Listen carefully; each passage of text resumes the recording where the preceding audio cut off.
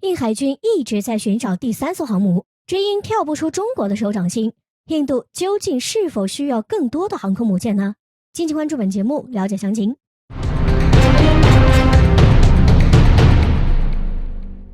据印媒《今日印度》的报道称，印海军参谋长辛格上将在最近表示，印度目前绝对有必要进一步增强其海上实力，这与印度成为5万亿美元经济体的愿望是同步的。因此，印度需要拥有第3艘航母。在收集到相关技术信息后，印海军会正式向印国防部提出建造第3艘航母的计划。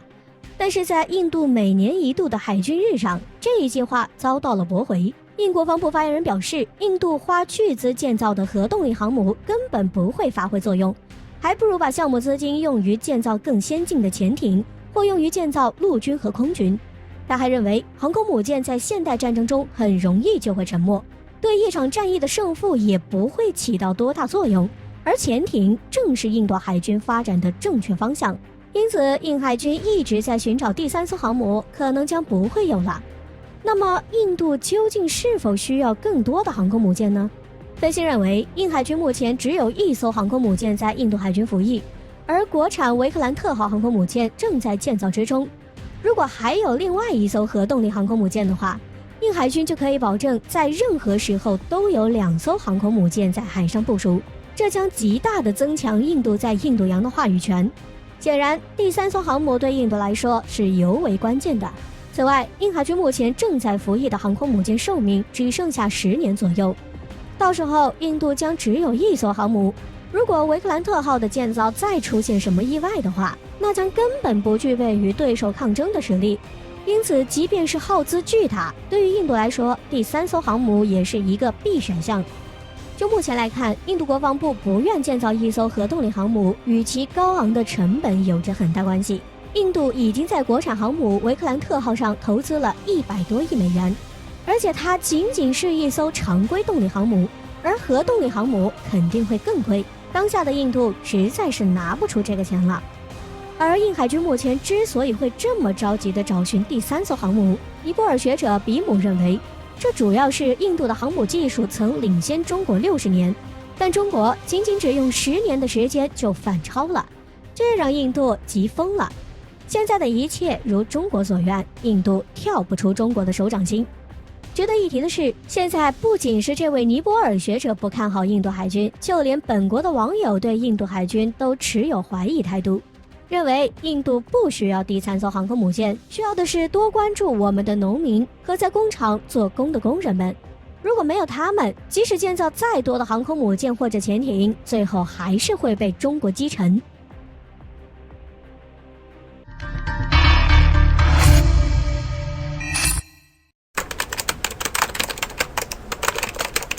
央视罕见曝光新型潜艇破浪出击，突破封锁区，演习地点有暗示，法国人一句话又要挑事。敬请关注本节目，了解详情。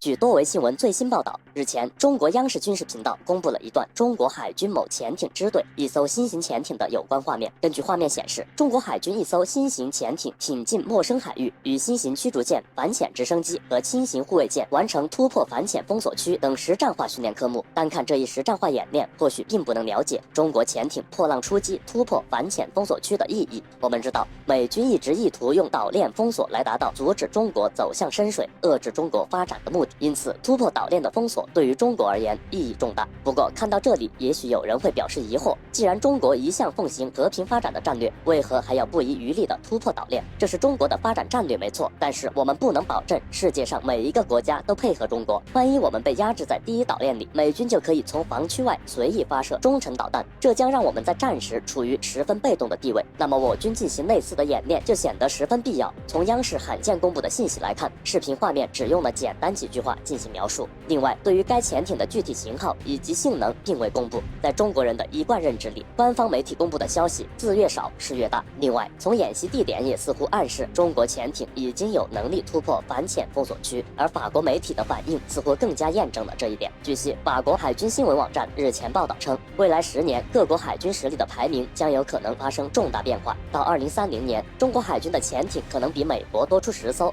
这将令中国海军拥有世界上最大化的潜艇部队。就目前而言，美国海军共有68艘潜艇，而中国预计只有66艘。但是考虑到美国由于国防开支的缩减，将会相应的减少核潜艇的建造数量，而法国人认为在这一方面，中国则截然不同。他们表示，中国目前不仅扩建了建造核潜艇的渤海造船厂，还有不久前将一个非核潜艇造船厂迁移到长江更下游的一家船厂，后者可能更大、更独立。似乎从法国人这一角度来看，中国海军潜艇确实很有可能在2030年超越美国海军，在这一程度上肯定了中国海军潜艇的发展。但是也必须认识到，仅仅是从数量上有可能超过，但是在质量以及性能上还有一段距离。毕竟美国海军都是战略级核潜艇，而中国66艘只有10几艘是核潜艇，那么很难不怀疑法国人这一用心似乎又是在借故宣传中国威胁论，挑起事端。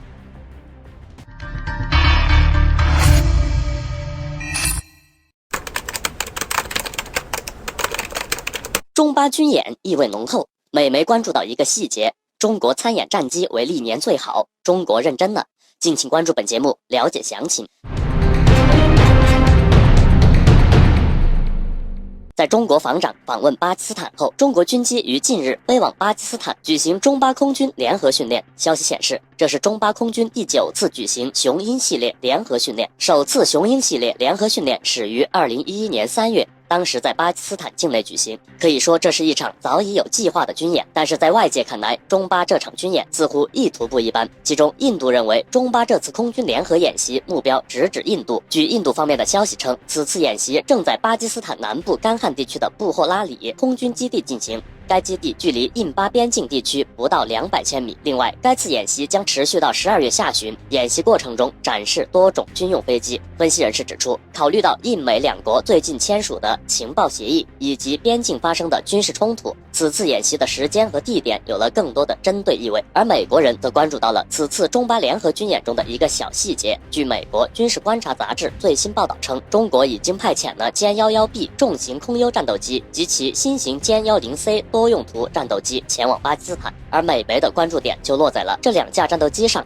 报道指出，歼 10C 和歼 11B 是中国空军装备的2种主力战斗机，也是中国迄今为止部署到国外参加演习的最强大的战斗机。文章随后给出了具体论述，称歼 10C 是中国空军战斗机的最新成员之一，其拥有一系列非常高端的技术，包括隐形功能和雷达吸收图层，以及功能强大的雷达、先进的数据链路。另外，在武器装备上配备了先进雷达制导的霹雳15远程空对空导弹以及霹雳10红外巡的导弹。除此之外，美媒还认为歼 10C 在世界同类战斗机中几乎没有竞争对手，甚至能匹敌许多重型战斗机。很明显的一点是，美媒之所以强调歼 10C 的性能强大，无非是想证明该次中巴军演中中国赴巴参演战机为历年来最好。再往深处说，美军想证明的是中巴这场联合军演意在威慑印度。那么我军派遣歼 10C 是否真的有这个意味呢？一定程度上，或许我军认真了，但是意味并不浓厚。我们知道，早在边境冲突没有升级之前，也就是2019年8月，当时这场演习被称为历次中外空军联训人员最多、装备最齐、作战单元最全的一次。况且，随着我国空军的发展，歼 10C 已经成为我国空军重点装备的3种战机之一。那么，我军派遣其参加军演并无奇怪之处。要是实在怪的是，只能说印度空军与中国空军相比，差距太大了。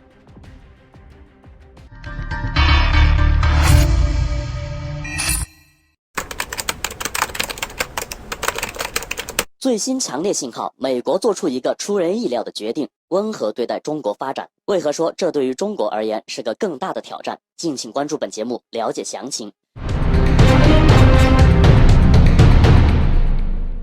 美欧国家的接连举动引发了人们对于未来亚太地区局势的担忧，但是最新的一份任命文件又似乎给人们吃了一颗定心丸。据多维新闻最新报道称，日前美国当选总统拜登出人意料地提名退役上将奥斯汀为国防部长，被指是最新的强烈信号。重点在于该名即将上任的国防部长，据相关消息显示，奥斯汀曾公开强调所谓的战略耐心的重要性，也即其奉行的是较温和的政策。分析人士指出，通过与入围名单上的其他人相比，选择奥斯汀作为国防部长不仅表明了美国政府对于亚洲的军事态度，还表明其对全球尤其关键战略竞争对手中国的军事态度。那么，从这一军事态度中，分析人士预测未来亚太局势将会在一段时间内渐趋缓和。但是，这对于中国而言并不是一件好事。为什么会这么说呢？我们知道，无论美国采取何种对华战略，都不能掩盖其意图遏制中国发展的本性。奥斯汀在2018年接受采访时表示，同盟、联盟和地区伙伴关系是支撑体系秩序以及美国作为领导者的声誉和力量的正当性源泉。同时，他也深刻认识到美国在21世纪所面临的威胁和挑战的复杂性。因此，虽然其可能奉行的温和政策将使得美中军事关系有所缓和，但是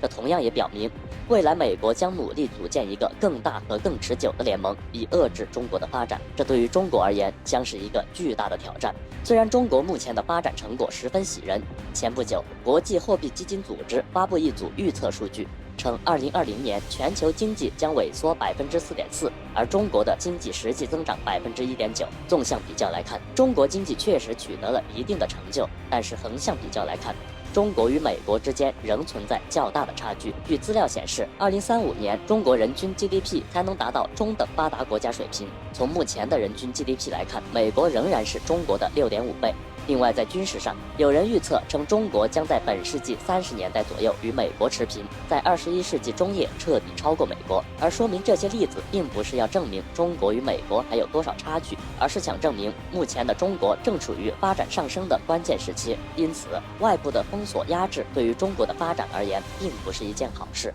不过，一直以来，中国都是在对手的打压下坚强成长。未来，我们也将继续坚持一贯的待客之道。朋友来了有酒肉，豺狼来了有猎枪。